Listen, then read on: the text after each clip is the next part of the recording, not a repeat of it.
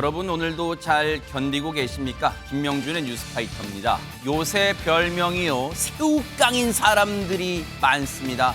무슨 얘기냐고요? 생활고의 고물가에 새우허리 오로지 깡으로 버티는 거죠. 제가 왜 새우과자 이야기로 시작하는지 눈치채신 분들 계시죠?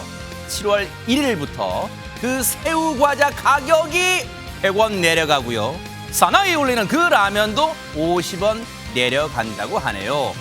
가뭄의 단비 같은 소식이라고요.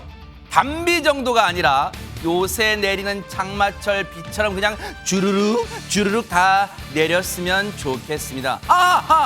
월급은 빼고요. 그건 좀 올랐으면 좋겠습니다. 제발. 네.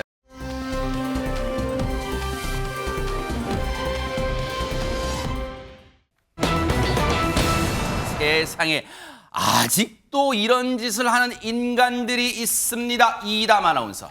네, 도둑질 얘긴데요. 아하. 우리나라 하면 좀 빨리빨리 민족이라고 하잖아요. 네. 도둑질도 순식간에 하더니 순식간에 붙잡혔다고 합니다. 신속 범행에는 신속 검거가 답이었습니다. 영상으로 함께 보시겠습니다. 네, 헬멧을 쓴 한 남성이요. 주변을 살피더니 갑자기 이 둔기로 유리문을 어머! 깨고요. 이 안으로 들어갑니다. 잠시 뒤에 다시 나온 남성, 근처에서 대기 중이던 일행의 오토바이를 타고요. 세상에. 유유히 사라지는데요. 남성이 들어갔다 나온 곳 다름 아닌 금은방이었습니다. 어머, 아니 근데 혹시 화면을 막 잘라서 붙인 거예요? 아니 이담 하나 보면 들어갔다가 바로 나오는데요? 가게 안에 들어갔는데요. 귀금속이 없었다고 합니다. 어허. 빈손으로 나왔기 때문에 들어갔다 바로 나오게 된 건데요. 네. 결국 미수에 그친 남성, 다른 곳에서 또 포착이 됐다고 합니다. 어머. 어딘지 또 영상으로 보시겠습니다. 네. 네, 이번엔 창원에 나타났습니다. 어머. 이번에도 둔기로 유리 문을 부수고요. 금은방 안으로 들어갔습니다. 세상에. 네, 저렇게 들어가죠. 그리고는요. 순식간에 와, 들어가는 정말 순식간입니다. 건. 흰천 걷어내고요. 어머. 그야말로 유리 진열대를 박살을 냅니다. 그리고는 깨진 진열대 속에 귀금속을 주워 담아서 아주 빠르게 도망치는데요. 이 남성이요. 둔기 하나로 금은방을 터는데 걸린 시간 단 17초였습니다. 어머. 여러분, 화면 빨리 감기한 거 절대 아닌데요. 17초요? 박성배 변호사님, 그냥 문 열고 들어가는 것만 해도 일단 17초는 더 넘게 걸릴 것 같은데 저게 17초밖에 안 걸려요, 진짜? 보신 것처럼 이들은 17초 만에 귀금속 19점 2천만 원 상당을 훔쳐 달아났습니다. 어머. 이들은 앞서 지난 20일 오전 3시 50분경 양산의 한 금고래소를 침입했지만 귀금속이 전시돼 있지 않아 미수에 그쳤습니다. 아하. 그리고 이틀 뒤인 지난 20일 오전 3시경 창원의 금은방에 다시 나타나는데 문을 부수고 들어가 진열대 안에 있던 금팔찌 등 2천만 원 상당의 귀금속 19점을 훔쳐서 달아난 것입니다. 얼마나 철저히 준비했을지, 얼마나 여러 차례 시뮬레이션을 했을지 짐작이 되는데 성공을 한 이후에 너무 쉽다고 생각했을 것 같습니다. 그렇지만 빨리 움직이는 주체는 자신들뿐만은 아니었습니다. 아하. 지금 보면요, 이 처음에는 미수에 그쳤어요. 처음에 보여드린 영상에는. 그 이후에는 이제 후다닥 17초 만에 2천만 원 상당의 금품을 훔쳐 나왔는데 귀금속을 일단 돈 되는 것만 어떻게 알아내는 이 귀신 같은 재능이 있었는지 모르겠지만 어쨌든 17초 만에 2천만 원 상당의 귀금속을 훔쳐 달아났는데 하재근 평론가님, 아직도 저 인간들 안 잡혔습니까? 그러면? 경찰이 당일 검거를 했습니다. 어머. 당일 택배가 아니라 당일 검거를 한 거예요. 그날 네. 마치 기다렸다는 듯이. 어머. 그러니까 저 이제 이 절도를 저지른 것이 네. 22일 날 새벽 3시였는데 네. 바로 그날 오전 11시 50분에 어머. 부산 서면의 한 오피스텔에서 경찰이 1차 검거를 했습니다. 야. 그리고 1시간 뒤에 12시 50분에 2차 검거, 그러니까 공범까지 다 잡은 거예요. 와. 그래서 총 9시간 만에 둘 다 공범까지 다 잡은 겁니다. 야, 저 절도범들 점심 먹을 시간도 없었겠어요. 11시 50분에 잡았어요. 네. 그렇습니다. 이게 아하. 어떻게 된 거냐면 그 전에 훔치려고 했지만 훔치지 못했던 20일 범행 때 네. 그때 이미 경찰이 도로 CCTV를 다 뒤져가지고 아하. 인상착의를 다 확보하고 와. 추적하고 있었던 거예요. 야. 그러다가 22일 날 사건이 벌어지니까 바로 추적해서 검거를 했던 것이고 네. 사람만 검거한 것이 아니라 저 사람들이 훔쳤던 19점 2천만 원 상당의 귀금속 와. 몽땅 다 회수했습니다. 정말 전광석화처럼 대응을 했어요. 관련해서 경찰 얘기 들어보시고 이어가 보도록 하겠습니다. 도주 경로에 설치되어 있는 CCTV를 갖다가 5, 60대 정도 분석을 하기 시작했습니다. 잠복을 하다가 나오는 것을 검거하게 된 겁니다. 제 경찰관 신분을 밝히고 체포를 하니까 아주 너무 빨리 왔다라고 자기들이 좀 당황했습니다. 살다 뉴스파이터 진행하면서 저런 절도범들은 처음 봐서 잡히니까 김일평 평론가님 왜 이렇게 빨리 오셨어요? 당황했답니다. 듣는 사람도 당황이 네. 되네요.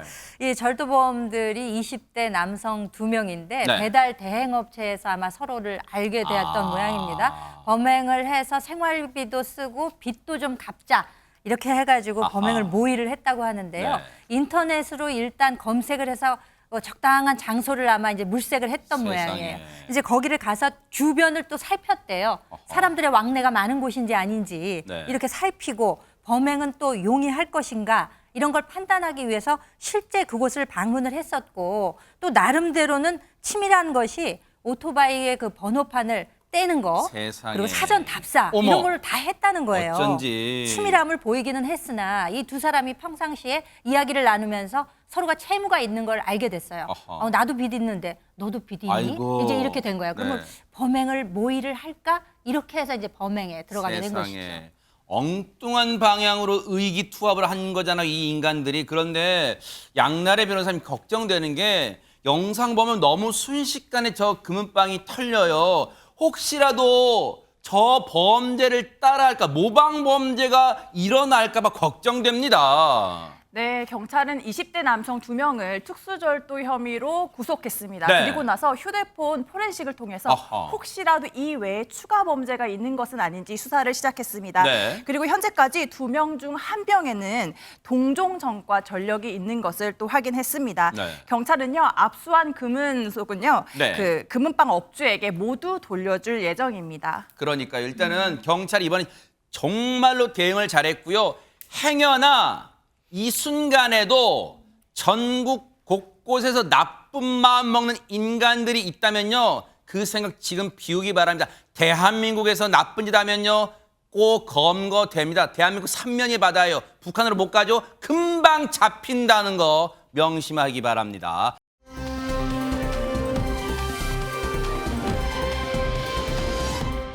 자, 그런가 하면 세상에 우리의 혈세, 우리 그런 표현 쓰잖아요. 우리의 세금이 이런 식으로 쓰인다면 여러분 어떠실 것 같아요? 하재근 평론가님. 예, 이 2010년에 네. 경상남도 이순신 프로젝트의 일환으로 네. 이른바 1592 거북선을 제작을 했었는데 어허. 그 거북선이 제작비가 16억 원이 들었습니다. 세상에. 그렇게 들였는데도 불구하고 외국산 목재를 활용해서 아, 저건가 봐요. 예, 짝퉁 논란이 벌어졌고 어머. 부실 시공으로 비가 새고 나무가 썩는다라는 소식을 얼마 전에 전해드렸었는데 그랬었죠. 뉴스파이터 전해드렸죠. 이제 그에 대한 보니까, 네. 후속 소식이 이번에 나왔습니다. 아, 그래요? 어떻게 이야기가 나왔냐면 네. 거제시 측에서 오늘 뭐라고 네. 발표했냐면 저 거북선을 폐기하기로 결정했고 아니 다른 나라에 수출하는 게 아니라 저걸 폐기해요? 그리고 곧 소각할 계획이라고 뭐라고요? 발표했습니다.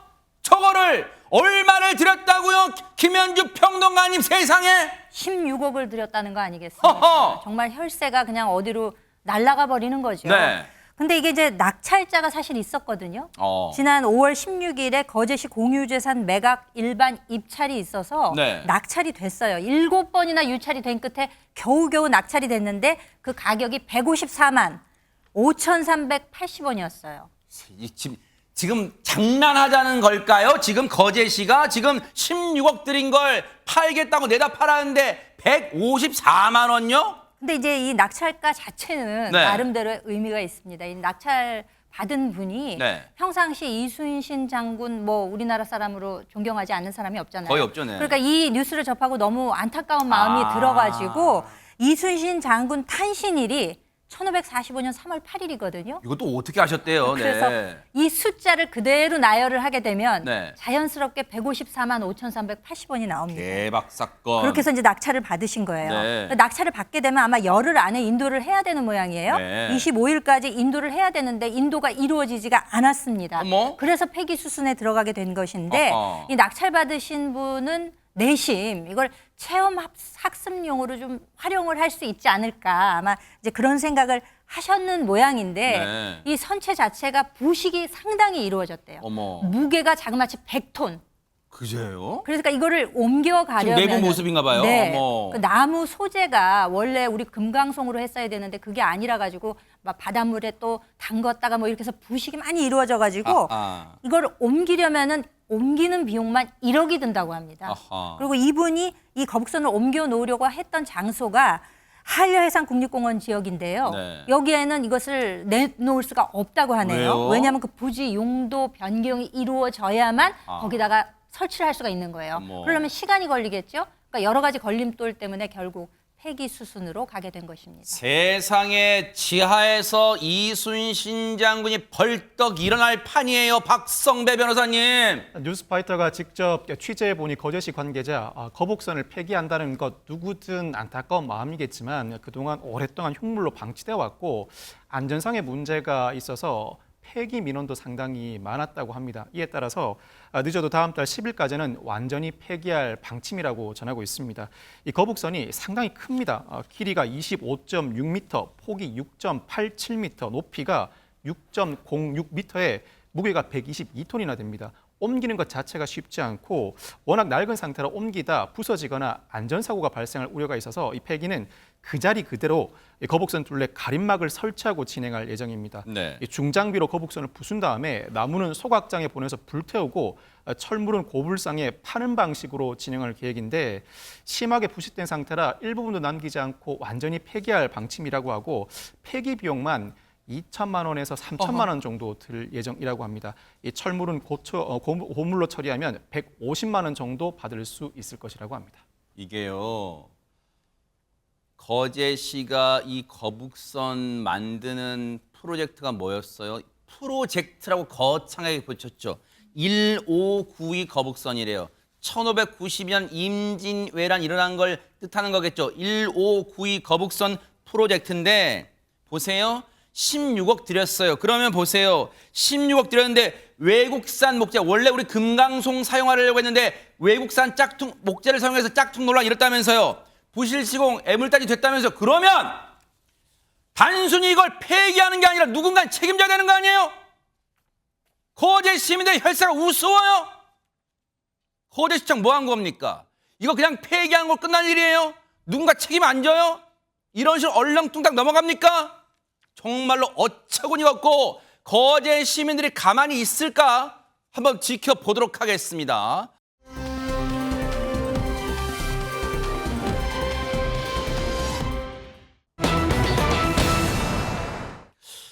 제목이 정말로 의미심장한데 이거 심상치 않은 일이 벌어진 것 같아요. 이담 아나운서. 네, 사연 소개를 좀 해드리겠습니다. 아하. 2021년 결혼 20년 차 아내가요. 남편이 말기암에 걸렸다는 사실을 알게 됩니다. 그래서 간병을 하려고 직장까지 관둡니다. 그리고 한 1년이 넘게 간병을 열심히 했는데요. 남편은 결국 세상을 떠납니다. 아이고. 여기까지는 슬픈 사연인데요. 네. 아내가 남편의 유품을 정리하던 중에 휴대전화도 좀 봤을 거 아니에요. 그래서 휴대전화에서 내연녀의 존재를 알게 됩니다. 아이고. 안타까움이 들다가 이담 아나운서 얘기처럼 안타까움이 들었다가 이 내연녀라는 세 글자 때문에 지금 우리 모두 깜짝 놀라게 됐습니다. 김현주 평론가님. 그러니까 이 남편과 내연녀의 관계는 수년간 좀 지속이 되었던 모양이에요. 그러니까 발병을 알게 되기 아마 전부터일 수도 있죠. 아내는 직장까지 그만두고 1년 동안 지극정성으로 간병을 했는데 세상에. 남편은 이미 돌아가고 말 한마디도 건넬 수 없는 형편이 됐는데 이제 와서 내연녀의 존재를 알게 되니 얼마나 충격이 컸겠습니까? 세상에. 더군다나 투병 중에 지극정성으로 간호한 그 모습마저도 좀 비하하는 내용? 이런 내용의 문자 메시지 문자로 그런 내용을 나눴다고요, 세상에? 그리고 또 두 사람의 정말 부적절한 관계를 엿볼 수 있는 그런 메시지 이런 것들이 이제 들어 있었다는 거예요. 그러니까 이제 더 복장이 터지는 그런 내용이 아닐 수가 없는 거죠. 여러분, 이게요, 무슨 인터넷에 올라온 사연이 아니라 실제 있었던 일이에요. 진데 보세요. 이 남편, 물론 고인이 된 건 안타깝지만, 돌아가신 건 안타깝지만, 이 과정이 너무 기가 차잖아요. 자신을, 직장도 그만두고 자신을 간병하는 아내에 대해서 뭐라고요? 간병 태도, 그 내연녀와 문자질로 아내의 간병 태도를 비난하고. 어떻게 그럴 수 있어요? 아내 외모를 비하해요? 하재건 평론가, 이거는 진짜 배신감을 넘어 충격 그 자체예요, 진짜. 이거는 있을 수가 없는 일이죠. 부인이 자기 직장도 그만두고 자기 자신을 지금 간호해주고 있는데 그런 부인을 배신하고 비하까지 했다는 거 아니에요. 그 사실을 나중에 알게 된 부인은 정말 말씀하신 대로 큰 충격을 받은 것이고, 첫 번째 충격은 남편이 불륜을 저질렀다는 사실. 네. 그리고 두 번째 충격은 간호하는 나를 남편이 비난하고 오히려 비웃고 있었다. 네. 두 가지 충격을 받은 거예요. 네. 그래서 이 부인이 막 고민을 하다가 남편의 내연녀한테 연락을 했습니다. 아하. 그러면서 당신이라도 나한테 사과를 해라 아하. 라고 요구를 했는데 네. 그 내연녀가 한 말은 뭐냐면 네. 나는 당신의 남편하고 내연관계가 아니다 라고 하면서 뭐라고 그랬냐면, 당신 남편하고 성관계를 가진 것은 맞지만 그것은 내가 성폭행을 당한 것이었다. 그 이후에 관계를 이어간 것도 당신 남편의 협박으로 인해서 어쩔 수 없이 그 관계를 유지한 것이었다라고 내연녀는 주장했습니다. 우리 하재근 평론가님이 웬만하면 데시벨이 안 올라가시는 분인데 지금 굉장히 하재근 평론가님 분노하셨어요. 그만큼 이 아내분이 받아들이기엔 충격 그 자체고 배신감이 극에 달하는 상황인데, 어떻게 양날의 변호사님, 내연녀라는 사람 진짜 뻔뻔하게 그지없습니다, 진짜. 네, 맞습니다. 배우자의 불륜을 알기만 해도 화가 날 텐데 뭐 사죄하는 태도도 전혀 없이 적반하장으로 나왔다. 아, 그 고통은 더 큽니다. 그런데 배우자가 사망을 했어도 그 상간녀한테는 위자료 청구 소송이 가능하거든요. 그래요? 네, 그래서 뻔뻔하게 나오는 가만히 두면 안 되겠다 해서 맞아요. 위자료 청구 소송을 제기했습니다. 아하. 아, 그러면 법원에 갔으니까 좀 반성하는 태도를 보였을까요? 아닙니다. 어머. 오히려 더 뻔뻔하게요. 이것 봐라, 왜 이러냐. 나는 피해자다. 어머. 그리고 아니 당신이 유족이니까 내가 피해자인 걸 대신 배상해줘야 되는 거 아니냐 어머. 하면서 오히려 더 나아가서 내가 배상을 받아야 된다. 어머. 이런 터무니없는 얘기까지 하고 말았습니다. 이런 뻔뻔녀한테 어떻게 해야 됩니까, 박성배 변호사님? 이 법원은 강제적인 관계였다는 내연녀의 주장을 입증할 근거가 없고 남편과의 부정행위가 인정된다고 전제하면서 수년간 부정행위를 한 것도 모자라서 간병을 하던 아내에 대한 욕설까지 했다고 판시합니다. 이에 따라 내연녀는 아내에게 정신적 손해에 대한 위자료로 5천만 원을 지급하라고 판결을 내리는데, 5천만 원이면 비교적 간통 내지는 부정행위 소송에서 인정되는 금액치고는 상당히 높습니다. 수년간의 부정행위가 인정될 뿐만 아니라 사실관계를 부인하는 것을 넘어서서 적반하장의 허위 주장을 하였다는 점이 참작된 것으로 보이는데, 아내 입장에서는 돈 문제는 아닐 것 같습니다. 간병하던 남편이 사망하고 뒤늦게 알게 된 남편의 불륜, 상당히 씁쓸하고 가슴이 무너져 내리는 심정이었을 텐데, 이를 두고도 내연녀가 오히려 협박을 당했다고 주장하니 적어도 내연녀의 이 주장에 대해서는 사실관계를 공적으로 확인받고 싶은 마음이 더 컸을 것 같습니다. 법원이 제대로 사실관계를 짚어줌으로써 그나마 아내는 만족할 수 있을 것 같습니다. 법에도 눈물이 있다는 걸 보여주는 판결이었던 것 같아서 일단은 위안은 됩니다만, 5천만 원을 위자료로 받은 아내분, 이 5천만 원이 그 상실감, 허탈감, 분노, 배신, 이걸 달랠 수 있을까요? 정말로 이 아내분 상당 기간 정신적 치료도 뭔가 이 위안이 되는 힐링이 정말 필요하지 않을까, 그런 생각을 해봅니다. 정말 분노가 치미는 그런 사건이었습니다.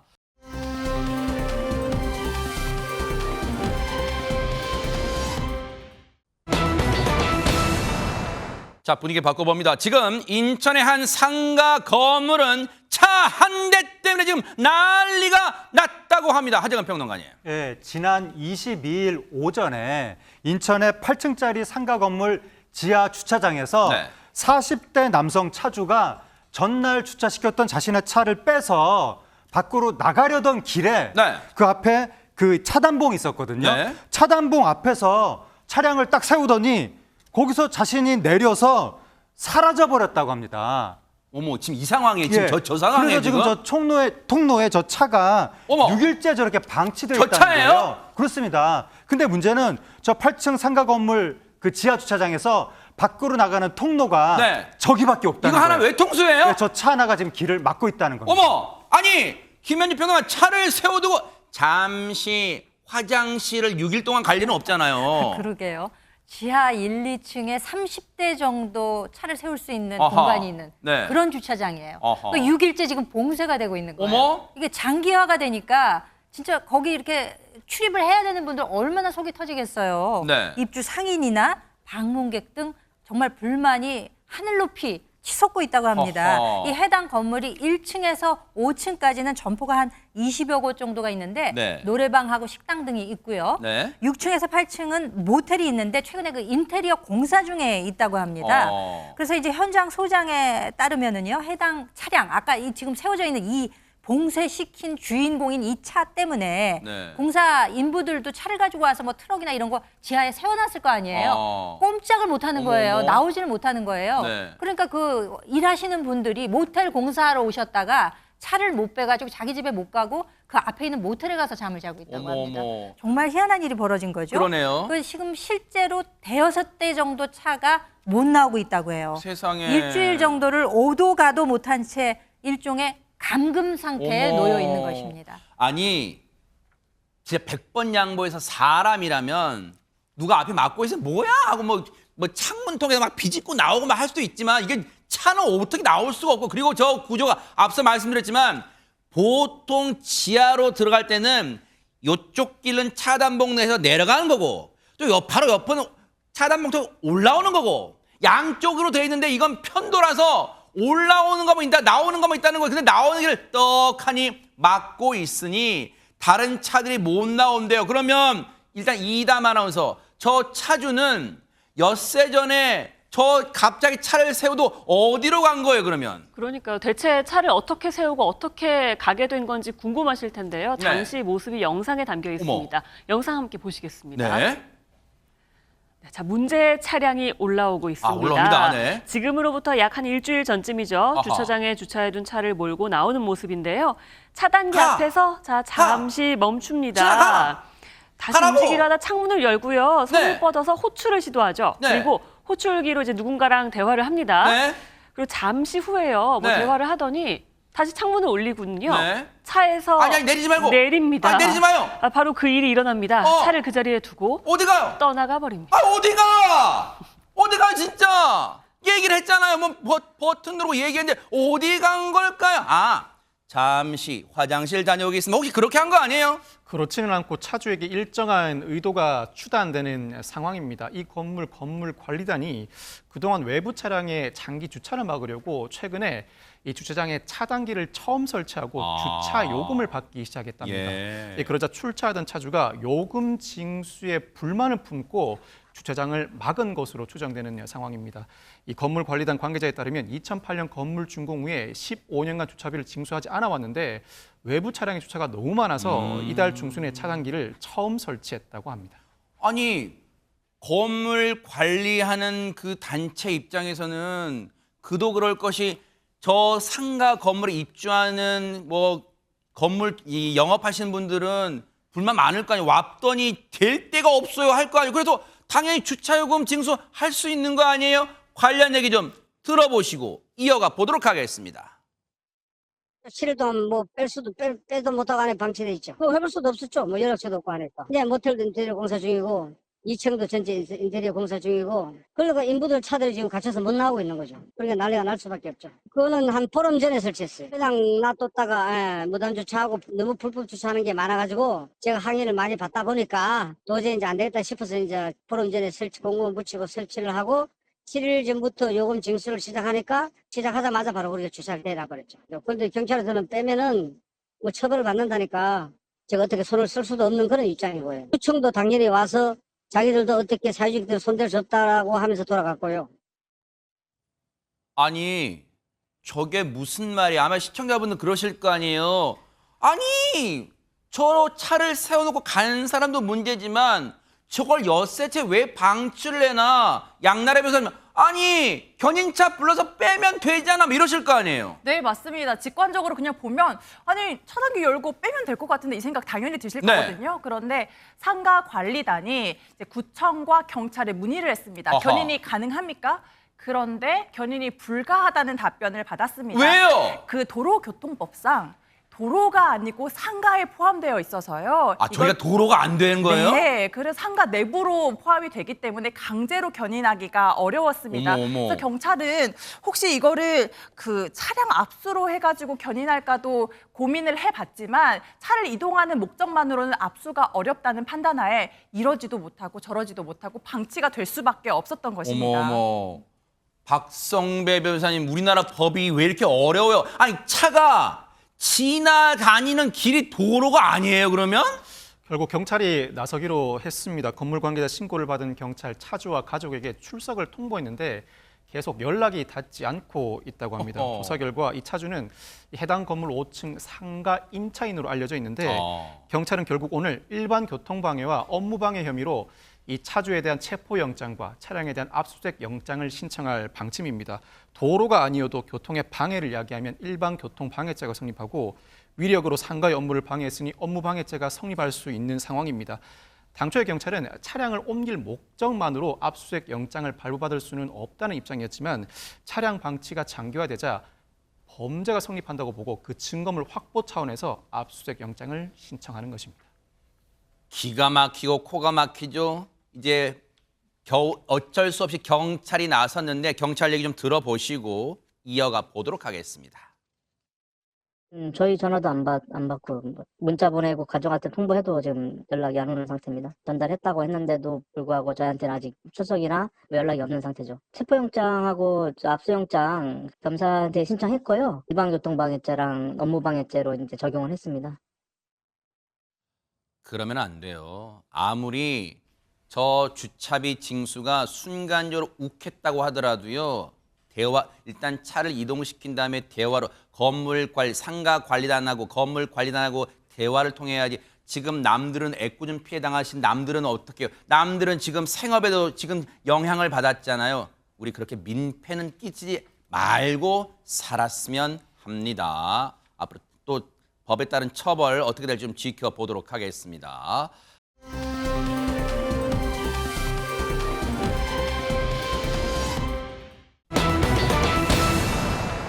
정말로 정유정 이름은요, 지금까지 들어도 치가 떨려요. 박성배 변호사님. 경찰이 수사에 검찰에 송치한 정유정, 검찰이 추가 수사를 이어나갔는데 아하. 검찰에 따르면 정유정 범행 과정에서 피해자에게 흉기를 무려 110여 차례 휘두른 것으로 전해졌습니다. 또한 피해자가 숨을 거두게 된 치명상과 관련 없는 손바닥 등 신체 여러 부위를 공격하기도 했다고 합니다. 인간이에요, 이게 진짜. 그렇습니다. 그리고는 피해자가 실종된 것처럼 꾸미려고 평소 자신이 산책하던 낙동강변의 시신을 유기한 것인데 이 사건은 이른바 묻지마 살인 사건으로 비난 동기 살인일 뿐만 아니라 사체를 손괴했고 여기에 왜 그렇게까지 했나 싶을 정도로 잔혹한 범행 수법이 사용된 이상 형량은 상당히 늘어날 가능성이 높아졌습니다. 제가 줄곧 정유정이란 인간한테 악마란 표현을 쓰는데요. 이 악마란 표현 가지고도 부족해요. 왜 그런 줄 아세요? 너무너무 인간이 어떻게 이렇게까지 악랄할 수 있나? 극악무도할 수 있나? 이걸 정유정이 고스란히 보여주고 있는데 검찰 조사 때 이런 황당한 진술까지 했다면서요, 이담 아나운서. 네, 정유정이요. 검찰 조사에서 분명히 피해자를 죽였는데 살아나서 나에게 말을 했다라는 이야기를 했답니다. 진짜 인간이 그러면서 아니네, 진짜네. 정신 감정을 해달라고 요구를 했다고 합니다. 그러면서도요, 이 정유정은 처참한 피해자 사진을 보고는 태연한 모습을 보이기도 했다고 합니다. 진짜 미치고 팔짝 뛸 노릇이에요. 저게 어떻게 인간의 입에서 나올 말입니까? 악마지.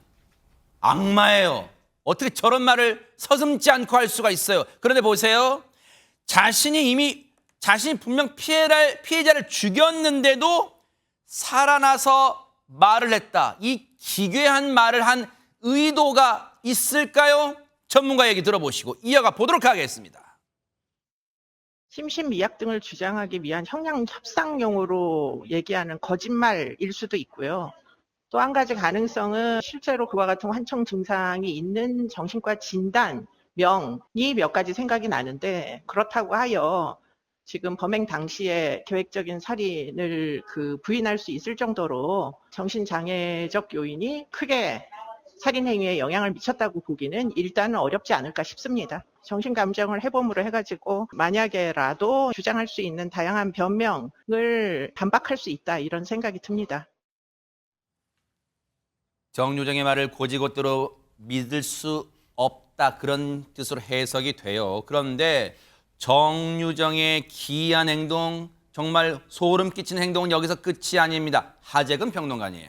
정유정이 5월 23일에 그러니까 그 범행을 저지르기 3일 전인데 네. 그때 자신의 아버지하고 2시간 동안 통화를 했다고 합니다. 아하. 근데 여기서 놀라운 얘기를 아버지한테 했는데 뭔데요? 뭐라고 그랬냐면 내가 큰일을 저지르고 나면 아빠가 고통받을 것이다. 큰일을 저지르고 나도 죽겠다. 어머. 그렇게 얘기를 했다는 거예요. 세상에. 결국 이것은 마치 살인을 예고한 것 같은, 이제 와서 나중에 이제 돌이켜 보니까 아하. 그런 느낌을 주는 얘기를 아버지한테 했다는 것인데, 네. 그러니까 정유정이 어린 시절부터 부모랑 떨어져서 할아버지랑 단둘이 살았는데 그 검찰 조사 당시에 아버지가 재혼해서 내가 배신감을 느꼈다. 그 바람에 내가 잘 맞지 않은 할아버지와 계속 살아야 돼서 좌절감을 느꼈다. 그렇게 얘기를 했었다고 하고, 그리고 정유정이 대입 공무원 시험에 실패한 이후에 온라인에서 존속 살인 이거를 검색하기도 했었다고 합니다. 듣고도 이해가 되는 게 아니라 더욱 기괴하잖아요. 이게 말입니까? 입에서 나오면 다 말이에요. 자신이 아버지에 대한 분노를 왜 M1 사람한테 표출한 거예요, 김현재 평론가님? 그러니까 이제 도저히 상식적으로는 이해할 수 없는 일이 이 범죄 내부에 있는 거죠. 그러니까 존속 살인을 검색했다는 것은 아버지 혹은 자신을 키워줬다는 그 할아버지를 향한 어떤 범행 대상으로 본 것이 아니냐, 이런 아하. 예측도 가능하게 하는데요. 네. 그 조사 결과에 따르면 정유정은 평상시에도 아버지에 대한 그 분노감, 이런 것들이 굉장히 축적이 되어 있었다고 세상에. 합니다. 검찰 심리 분석 결과를 보면은요, 이 정유정이 아버지에게 애정을 갈구했으나 이제는 고통을 주기 위해서 어머. 제3자에게 피해를 주려 한 것이 아니냐, 이런 분석도 나오고 있다고 합니다. 아니, 그러면 뭔가 그동안 억눌린 분노가 이번 범행의 무슨 동기예요? 어떻게 해석해야 됩니까, 박성배 변호사님? 기소를 해야 하는 검찰은 정유정의 범행 동기를 최종 정리했습니다. 이 압수수색 과정 중에 발견된 정유정의 공책에서 안 죽이면 분이 안 풀린다는 어머. 살인을 암시하는 메모를 발견하기도 했습니다. 세상에. 결국 검찰은 정유정이 불우한 성장 환경, 가족과의 불화, 나아가 대학 진학 및 취업 실패 등으로 오랜 기간 쌓인 분노를 묻지마 살인으로 해소하려고 하였다고 판단했습니다. 여기에 이 사이코패스적 성격이 범행에 영향을 미친 것으로 판단한다는 최종 결론을 내렸는데, 참고로 정유정은 경찰과 검찰에서 2차례 사이코패스 검사를 받은 결과가 있고 각각 27점, 26.3점이 나온 바가 있습니다. 이미 국민적 분노는 극에 달했습니다. 이제 남은 절차는 양나래 변호사님 법원의 판단이잖아요. 네, 맞습니다. 부산지검은요, 지난 21일 정유정의 범행 동기에 관한 보강 수사를 마무리했습니다.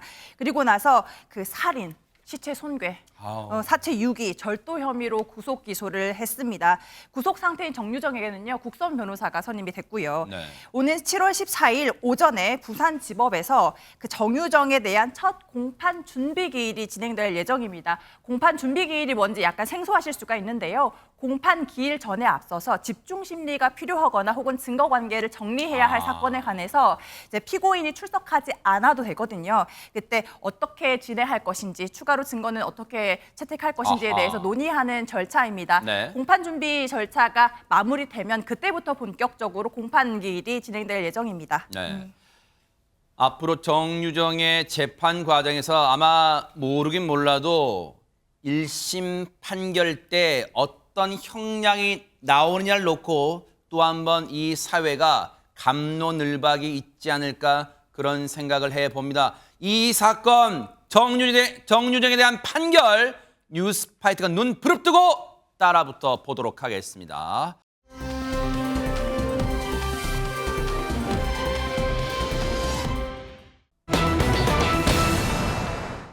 대체 어디에 있을까?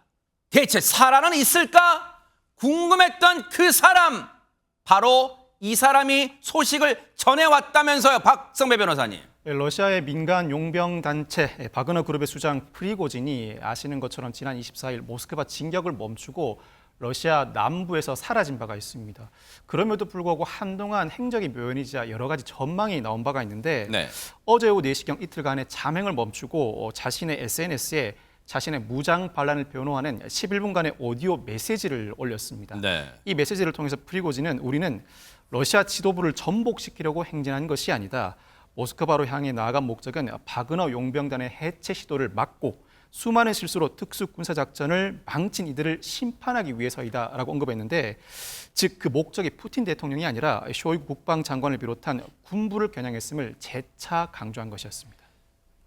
프리고진이 모스크바로 진격하다가 모스크바를 불과 200km 코앞에 남겨두고 방향을 다시 벨라루스로 돌렸을 때 많은 전 세계 언론들은 푸틴이 과연 저 프리고진을 가만 살려둘까? 여기에 관심이 온통 쏠렸었어요. 그러다 보니까 그동안 모습을 드러내지 않았던 프리고진 과연 살아있을까? 어떻게 된 건 아닐까? 걱정을 하는 언론들이 많았는데 육성으로 오디오 메시지로 자신의 모습 생존을 전했어요. 일단 얘기 들어보시고 이어가 보도록 하겠습니다.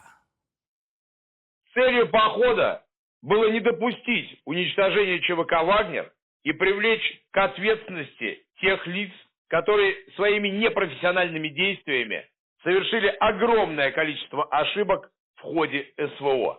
Второй фактор. Мы шли для демонстрации своего протеста, а не для свержения власти в стране. 저렇게 메시지를 전했는데 일단 이 대목에서 언뜻 이해가 안 되는 게 있어요. 하재근 평론가님, 항의의 표시라면서 왜 러시아군과 그럼 교전을 한 거예요, 그러면? 뭐 굉장히 황당한데, 우리가 서방 산업 국가에서 반란 뭐 이런 사건이 터진다는 것은 역사책에서나 봤던 건데 그 현실에서 갑자기 벌어진 그러니까요. 거예요. 약간 비현실적으로 막 느껴지기도 하고 깜짝 놀랐는데, 네. 저렇게 교전까지 발생한 원인에 대해서 프리고진이 이번에 뭐라고 그랬냐면, 우리가 먼저 공격받았다. 아하. 그래서 어쩔 수가 없었는데 러시아 측에서 먼저 우리한테 폭탄을 투하하고 미사일 공격을 했다. 그래서 우리가 러시아군 공격으로 바그너 용병 30여 명이 사망했다. 그래서 우리가 이렇게 군사행동을 한 것이다. 아하. 라고 주장하면서 네. 동시에 또 어느 순간 또 돌아섰잖아요. 아하. 돌아선 이유는 우리는 더 많은 러시아 병사들의 피를 흘리지 않기 위해서 돌아선 것이다. 아하. 그렇게 주장하기도 했습니다. 그런데 저 육성 메시지가 SNS를 통해서 공개됐음에도 의혹이, 즉 프리고진이 안전한지에 대한 의혹이 말끔히 해소되진 않았어. 여러분도 생각하시겠지만 왜 얼굴을 드러내놓고 메시지를 전한 게 아니라 육성으로 전했을까? 여러분도 이런 생각하실 거예요. 혹시 유명한 사람의 막 성대모사로 비슷하게 막 목소리 흉내내는 건 아닐까? 뭐 이런 추정도 가능하잖아요. 김현주 평론가님. 뭐 충분히 여러 가지 상상을 가능케 하는 지금 그런 상황이 아닌가 네. 싶습니다. 더군다나 이게 오디오 메시지만 나오다 보니까 그렇죠. 왜 모습을 드러내지 않을까? 모습을 드러낼 수 없는 형편일까? 아. 뭐 여러 가지 상상을 할 수 있게 하면서도 네. 또 그 내용 중에도 현재 위치가 어디인 것을 전혀 밝히지 않았거든요. 그러네요. 그러니까 더 의문스러운 상황인 것은 분명해 보입니다. 네. 러시아의 용병 기업이죠. 바그너 그룹의 수장인 예브게니 프리고진이죠. 네. 이분이 벨라루스 민스크에서 목격이 되었다는 목격담도 이어지고 있는 것이 사실입니다. 그래요? 그런데 다만 이 러시아 당국은 당초에 발표와는 달리 프리고진의 무장 반란 혐의에 대해서는 지금 수사를 진행 중이다. 지금 이런 이야기가 전해지고 있고요. 아하. 따라서 이 프리고진이 처벌을 피하기는 어려운 것이 아니냐, 이런 예측들도 나오고 있습니다. 아하. 그런데 공교롭게도 지금 프리고진의 육성 메시지가 공개된 것과 맞물려서 이담 아나운서, 푸틴 대통령도 메시지를 내놨다면서요. 네, 반란 사태 이후에요. 푸틴 대통령이 처음으로 입장을 밝힌 겁니다. 아하. 대국민 연설을 했는데요. 이 과정에서 가장 강조됐던 내용은 이겁니다. 무장 반란으로 인한 유혈 사태를 피했다라는 걸 계속해서 강조했는데요. 바그너 용병들이 모스크바 200km 안까지 진입했을 때 푸틴 대통령의 약간 자존심을 구겼다, 뭐 이런 보도들이 이어졌었는데 네. 이에 반격이라도 하듯 이 바그너 용병들의 마음을 바꿀 기회를 주느라고 좀 시간이 걸렸다라고 표현을 했습니다. 네. 그러면서 동족 상잔의 유혈 사태의 선을 넘지는 않았다라고 표현을 합니다. 네. 그러니까 바그너 용병들에 대한 안전은 어느 정도 약속하는 듯한 모습을 보였는데요. 그러면서도 네. 반란의 주동자는 조국과 자신들의 추종자를 배신했다라면서 주동자에게는 약간 경고의 메시지를 담기도 했습니다. 자, 푸틴 대통령도 육성으로 메시지를 냈어요. 그러니까 한번 들어보시고 이어가 보도록 하겠습니다. Благодарю тех солдат и командиров группы «Вагнер», которые приняли единственно правильное решение. Не пошли на братоубийственное кровопролитие. Остановились у последней черты. Однако организаторы мятежа, предав свою страну, свой народ, предали и тех, кого втянули в преступление, лгали им, толкали их на смерть под огонь. 뭔가 말하는 어투도 그렇고요. 박성배 변호사님, 푸틴 대통령의 이 표정도 그렇고 그리고 단어, 배신이라는 단어가 등장한 거 보니까 지금 상당히 뭔가 감정적으로 격앙이 돼 있다. 좀 그런 생각이 듭니다. 메시지가 두 갈래로 나뉘어서 나가고 있습니다. 아하. 바그너 용병들은 국방부와 정식 계약을 체결해도 되고 벨라루스로도 갈 수 있다면서 안전을 약속한 반면에 이 반란의 조직자들, 조국과 국민을 배신하고 병사들이 서로 죽이길 원했다면서 비난하고 나섰습니다. 사실 따지고 보면 용병 수계뿐만 아니라 용병 구성원들도 반란에 가담했습니다. 그렇죠. 그럼에도 불구하고 푸틴 대통령 입장에서는 용병 전체를 적으로 돌리기는 상당히 부담스럽죠. 또다시 반란이 일어날 가능성도 상당히 높습니다. 아하. 그 반면에 그 조직의 수계는 처단하겠다는 의지를 내비치고 있는데 저 표정 보세요. 와, 상당히 지금 그렇습니다. 분노와 증오로 지금 가득 찬 것 같아요. 네네.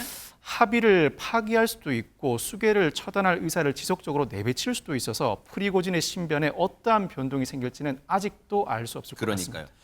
당분간 싫든 좋든 간에 전 세계가 지금 러시아를 주목하지 않을까 그런 생각을 해봅니다. 앞으로 프리고진의 행방에 대해서도 계속해서 따라붙어 보도록 하겠습니다.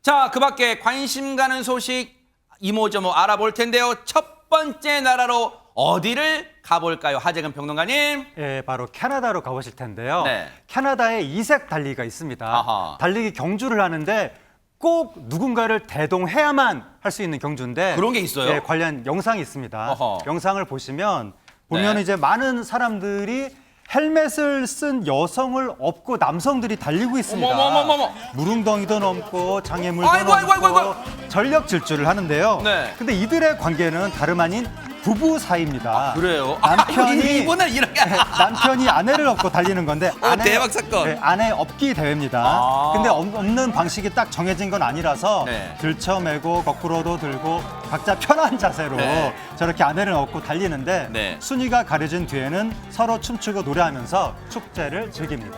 아, 저는 양나래 변호사님 아내 업기 대회라 했더니 아내 없어요. 아내 없어요. 아내 업기 대회인 줄 알았더니 아내는 없는 거군요. 아, 죄송합니다. 네. 몹쓸 아재 개그였네요. 죄송합니다. 네. 네, 참여하고 네. 네, 참여하고 나면 부부 사이가 돈독해질 것만 같은 이 아내 업기 대회는요. 네. 그 현지 시간으로 지난 25일 캐나다 브리티시 콜럼비아주 버너비에서 열렸습니다. 네. 이 아내 업기 대회는요. 네. 약 19세기경 핀란드에서 처음 시작됐고요. 현대에서 정식 경기로 채택된 것은 아. 1992년입니다. 야, 꽤 역사가 됐죠. 역사와 전통이 있는 저기 대회네요. 네. 아하. 그런데 김현주 평론가님, 저런 유서 깊은 대회는 저 참가자들이 꼭 부부여야만 되는 거 저희 다음 달에 결혼하는데 참가하면 안 돼요. 그럴 수 있잖아요. 법적 부부 아니어도 가능합니다. 아하. 예비 부부, 연인 관계 오.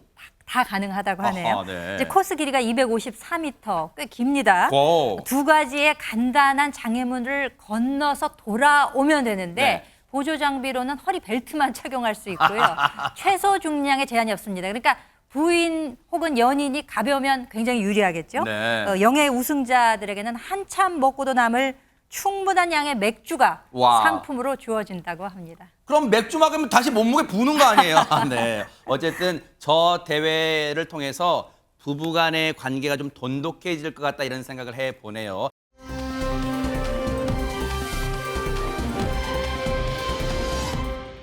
그런가 하면 이번에도 뭔가 달리기 대회가 있다는데요, 이담 아나운서. 네, 유럽 육상 선수권 대회인데요. 거기에 참가한 국가대표입니다. 국가대표인데 뭔가 뛰는 게 좀 특이한 모습이어서 왜요? 좀 주목을 또. 받았다고 합니다. 아하. 영상으로 한번 확인해 보시죠.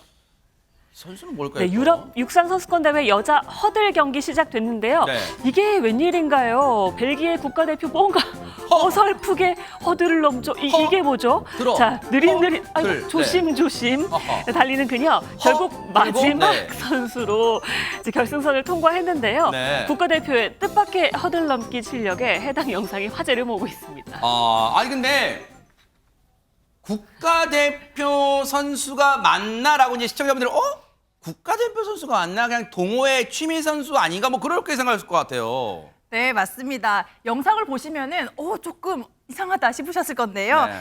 이 정체는 바로 벨기에 포환 던지기 그리고 해머 던지기 국가대표 줄리엔 부흥크입니다. 어머. 네, 이게 국가대표이긴 한데 종목이 달랐던 다르겠네요. 거예요. 네, 사실은 원래 해당 종목에 출전하기로 된 선수가 있었는데 네. 두 선수 모두가 부상으로 출전이 어머나. 어렵게 됐습니다. 그런데 경기에 아예 참석하지 않으면 이제 점수를 얻을 수가 없는 거예요. 최소한의 점수라도 얻기 위해서 타 종목의 선수가 출전을 해서 네. 점수를 얻은 것이었습니다. 세상에 저 선수는 상을 줘야 돼요. 왜냐하면 선수끼리의 의리를 지켰잖아요. 정말 멋진 스포츠맨십이다 이런 생각도 해봅니다.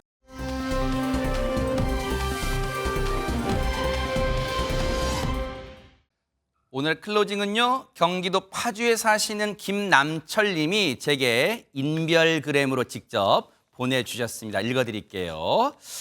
반려견으로 사냥개 2마리를 키우고 있습니다. 아내와 둘만 사는 저희 집에 반려견들은 훌륭한 친구입니다. 아유, 좋으시겠어요. 그런데 엊그제 러시아 쿠데타 주도한 사람 얘기를 하면서 언론에서 사냥개의 배신이라는 표현을 쓰더군요. 사람을 개에 비유하는 것도 적절치 않지만 사냥개들은 절대 주인을 배신 안 합니다. 이런 표현 안 썼으면 좋겠습니다. 이렇게 보내주셨습니다. 김남철님 견해에 전적으로 공감하고요. 앞으로 뉴스파이터도 표현을 어떤 거 할 때 신중하도록 하겠습니다. 김명준의 뉴스파이터 여기서 마치겠습니다. 함께해 주신 여러분 고맙습니다. 보고 계십니까? 대박 사건. 네, 안녕하십니까? 김명준입니다. 여러분과 함께하는 뉴스파이터. 다양한 소식과 뉴스를 보고 싶으시면 화면 오른쪽을 꾹 눌러 구독해 주시길 바랍니다. TV로도 유튜브로도 여러분께 한 발 더 다가가겠습니다. MBN 뉴스와 뉴스파이터를 사랑해 주셔서 고맙습니다.